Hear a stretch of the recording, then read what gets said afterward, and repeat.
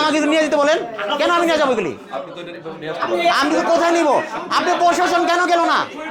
প্রশাসন গেল না কেন বলেন? আপনার প্রশাসন গেল না কেন ওখানে বলেন?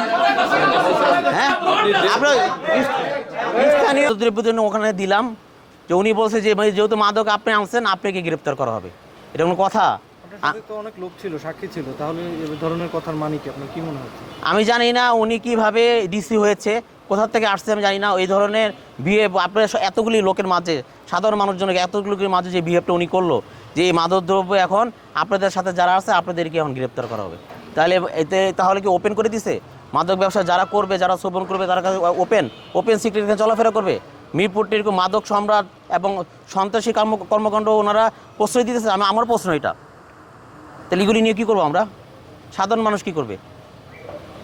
মাদক বিরোধী যে অভিযান আমাদের বিএনপির চেয়ারম্যান জনাব তারেক রহমান, বাংলাদেশের প্রধানমন্ত্রী, একেবারে জিরো টলারেন্স করছে মাদক এবং সন্ত্রাসীর বিরুদ্ধে।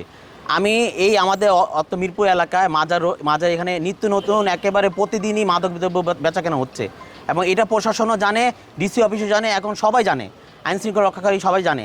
এর আগে যখন আমি একবার গিয়েছিলাম তখন থানাকে অবগত করে গিয়েছিলাম। থানার পরে আমি ধরার পর, অনেক মাদক ধরার পর পুলিশ একেবারে লাস্টে এসেছে।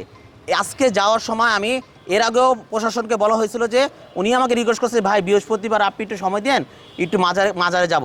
তা আমি স্থানীয় শাহালি থানার ওসিকে আমি জানিয়েছিলাম যে 7টা বাজে আমি যাব।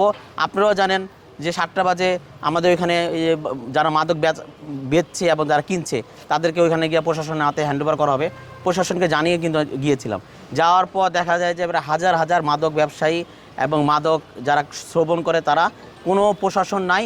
তো আমি প্রায় 4 কেজির মতো, হ্যাঁ আপনারা দেখেছেন যে এখানে গাঁজা সহ অনেক সরঞ্জাম সহ আমি এখানে আপনাদের সামনে দেখিয়েছি, এবং এখানে অনেক টাকাও আছে। তো এগুলি যখন প্রশাসন এখানে আসে নাই, তো এই জিনিসগুলি আমি কাকে হ্যান্ডওভার করব? এগুলি তো ফেলে রাখা জিনিস না। তা আমি এগুলি নিয়ে আমি ওসিকে ফোন দিচ্ছি, ওসি ধরে নাই।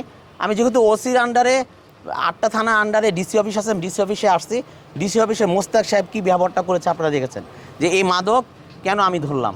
ওনারা যাবে না, সাধারণ মানুষদেরকে হয়রানি করবে, রাস্তার পাশ দিয়ে মানুষ যাবে তাদেরকে বলবে যে আপনারা খাবেন কি না, জোর করে বেচার জন্য চেষ্টা করবে। তো এই ধরনের পদক্ষেপ কিন্তু ওনারা আগের থেকে জানে, আজকে নতুন না। আপনারা কালকে যান, 2 দিন পরে যান, দেখবেন যে একই সিস্টেম চলে। এগুলি যদি প্রশাসন না দেখে তাহলে দেখবে কে? তা আমি এত পরিমাণ মাদক এসে আমি এখানে ডিসি অফিসকে, যেহেতু প্রশাসন স্থানীয় থানা শাহালি থানা যায় নাই, আমি মোস্তাক সাহেবকে, ডিসি মোস্তাক সাহেবকে এনে দিলাম যে এইগুলি আপনি রাখেন, এবং প্রশাসন এই যে শাহালি থানার যারা এই ধরনের কর্মকাণ্ড করেছে তাদেরকে ব্যবস্থা নেন। উনি কীভাবে ক্ষিপ্ত হয়ে গেল যে এখানে আনছেন কেন? এখন মাদক দ্রব্য যেহেতু আপনারা আনছেন, আপনাদের ব্যাপারে মামলা দেওয়া হবে, এটা কোনো কথা? এখানে সাধারণ মানুষজন ওনারা যায় না, সাধারণ মানুষজন হয়রানি হয়। তো এইখানে উনি যেন এই ধরনের কথা করছে, তো এই মাদক নিয়ে আমি কোথায় যাব? এত পরিমাণ মাদক নিয়ে কোথায় যাব? প্রশাসন আসে না। তারপর উনি ওনার দায়িত্ব, আমি মনে করি উনি যে দায়িত্বে আছেন, দায়িত্ব পুরোপুরি যেন অবহেলা করেছেন। আর এই ধরনের বিহেভ উনি আমাদের সাথে করেছেন, যে এই মাদক উনি রাখতে পারবেন না। এই মাদক নিয়ে আমি কোথায় যাব এখন?